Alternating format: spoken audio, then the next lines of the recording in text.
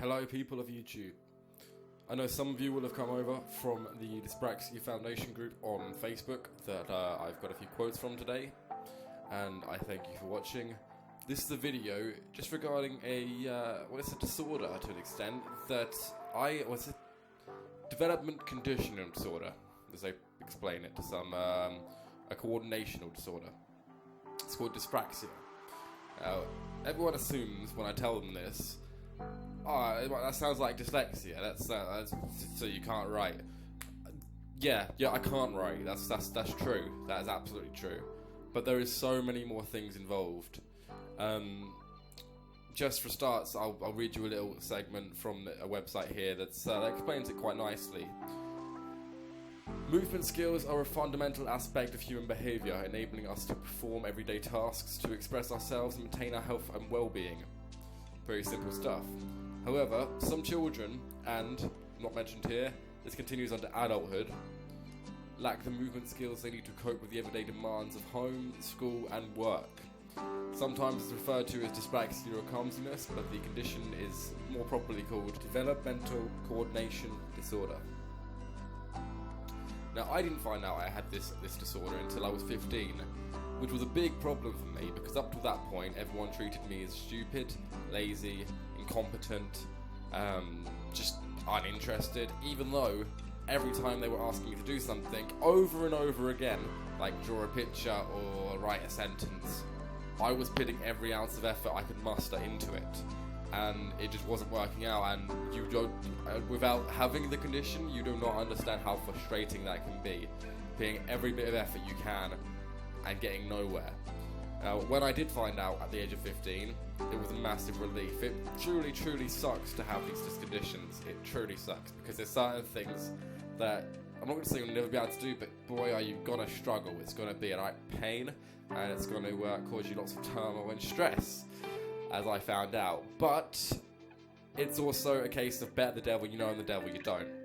I eventually, after finding out, there's ways of combating it. You can't obviously get rid of it. It's a condition that's going to be with you forever, but you can try and fight some of the symptoms. And I've called out for some quotes today from a couple of people who do suffer from it and some parents of people who suffer from it, and I'll show them here. We've got one here. Right, before I begin reading this one, I don't know if I can pronounce DOS correctly, so I do apologise if I butcher it, but it's like my brain is running Amiga DOS and everyone else's brain is running Windows 8. I'd agree with that. It just seems like your brain's not running at the speed it should be, and you'll notice everyone else is just progressing at such a higher rate, and that can be so disheartening. It's horrible. It's really annoying, and it's frustrating as hell. Next we have one here from a mother of a boy who has dyspraxia, just literally saying constantly losing things and disorganization. I had that problem for ages. I still do to an extent. I've improved upon it, as you can probably see by the fact that my wall currently plastered in post-it notes, because I got so many things to keep track of that I just can't. That's another thing that comes with it. It's frustrating as hell. So my sympathies. There's also a quote here from the same woman, from the boy, who is, I believe she said he was 10 or 11. Mum, please get me tested. I need to know that I'm not just a complete idiot. Doesn't that make you feel a bit sad, honestly? Like a 10-year-old, 11-year-old saying that. It's frustrating, as like I said. I'm going to keep mentioning it's frustrating, but that's because it truly is just so frustrating. Next, we have a private message that someone sent me after I called out for some quotes. I thought it was just me who was stupid, but then I found out I had dyspraxia and changed my opinion. They told me lots of things I'll never be able to do, but with due care and attention, I will prove the specialists and all the doctors wrong. Now, credit to this person, I've had the same problem. They told me tons of things that I'll never be able to do. I ended up getting a motorbike license. That's something I should never be able to do. Fine motor skills, don't put you in front of a speeding vehicle. You can work through it, but it took me 7 times to do my CBT. Everyone else finishes it first time. It's meant to be easy as hell. I found it absolutely infuriating, and boy was it disheartening every time I went and everyone else passed and I was sent home without my certificate each time. Eventually I got it, and then I confident in it and loved it. I did it for 3 years, and it was one of the most enjoyable experiences of my life. But there are certain things the doctors say, oh yeah, you'll just always have issues with that. And unfortunately they're right, it is hardwired. A little more detail into what dyspraxia is. There's a section at the back of your brain called the cerebellum. It's basically where 90% of all things that you, motor movements, is controlled from. People with dyspraxia, their cerebellum just doesn't wake up properly. It doesn't have the optimal power, I guess, to an extent, if you want to look at it like a computer. And thus, to improve that, it requires just so much time and effort and concentration. I had to do 15-minute exercises morning, afternoon and night for 2 years just to get to where I am now, which still has issues. I still can't write. I mean, look at this amazing bit of writing there. Yeah, terrible bit of writing. And that was me trying. Feck.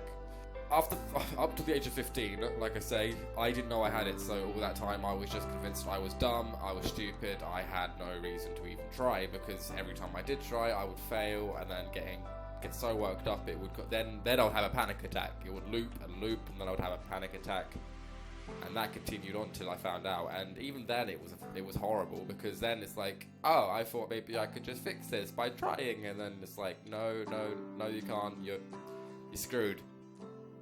You're not screwed, don't get me wrong, you're not screwed at all. There are certain things that dyspraxics do really well that they can't do others. I personally am a whiz at maths. I have a very creative mind. I make YouTube videos all the time, I make websites. I very articulate, far more so than I should be, considering I got like a D in English. The reason I got a D in English was because I couldn't write, so... Got an A star in creative writing though, which is the only person in my school who got an A star that year, so suck on that, people in school who were bullies. What else? Yeah, well that's basically it. Just a little more into dyspraxia itself. Some of the symptoms include, right.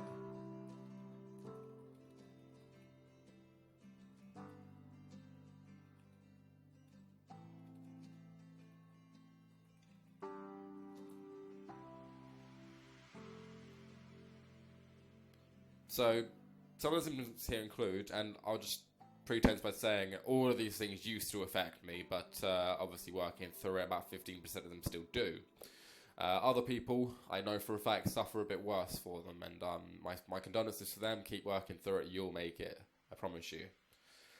So, with gross motor control, just like larger movements, like walking and stuff. Got poor timing, poor balance, sometimes even tripping over just in mid-step, and tripping over your own feet, it happens often. Difficulty combining movements in a controlled sequence, that's very difficult. I do tons of exercise to try and get past that. And one big thing is that it's, at an early age, it can be quite hard to, if you're dyspraxic, differentiate between what is your stronger hand.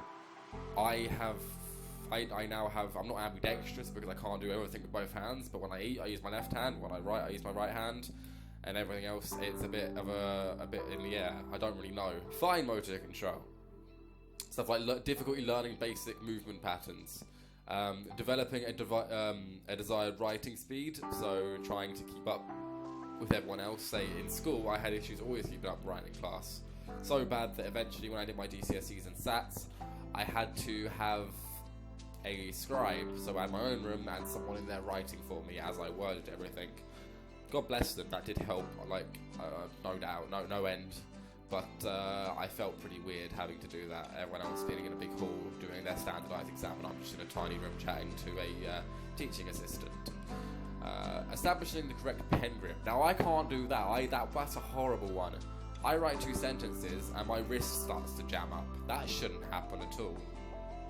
But it can't be avoided, unfortunately. And there's also the verbal side of dyspraxia, such as difficulty controlling the speech organs, so trying to just articulate things and pronounce things correctly, it goes wrong quite often. Making different sounds and such, never really affected me, that one, but I've seen other situations where it has. One big thing I know about is you'll be concentrating, me personally, I'll be concentrating on someone trying to teach me something, listening intently, but for some reason just unable to take any of it in. and then after talking for 10 minutes, you know how bad it feels to have to go, sorry, I was listening, but I couldn't understand any of it. They're just like, well, you weren't bloody listening then. Yeah, I was. I was honest and truly trying to listen, but it's really hard. The actual disorder itself is on the autism spectrum, but very, very low end for the most part. Obviously, it does vary from person to person, as do all disorders. And it's something that you get from birth. It can be caused by being a little bit premature. That's sometimes the case. Alcohol while in the womb can cause it. Personally, the reason mine occurred was because when I came out of the womb, the umbilical cord was around my neck, and for 2 minutes I got suffocated. Those 2 minutes managed to just stop the air getting to my brain, and thus the cerebellum never got the air it needed, and I was left with a bit of a condition. I personally have big issues with stress. If something goes wrong for me as out of my control, I lose my mind a lot. I will try and avoid it, and if it's something I can fix, then I'll do everything I can to fix it. I'll put every effort into that. But some things you just can't control, and because you can't control them, it can be extremely infuriating.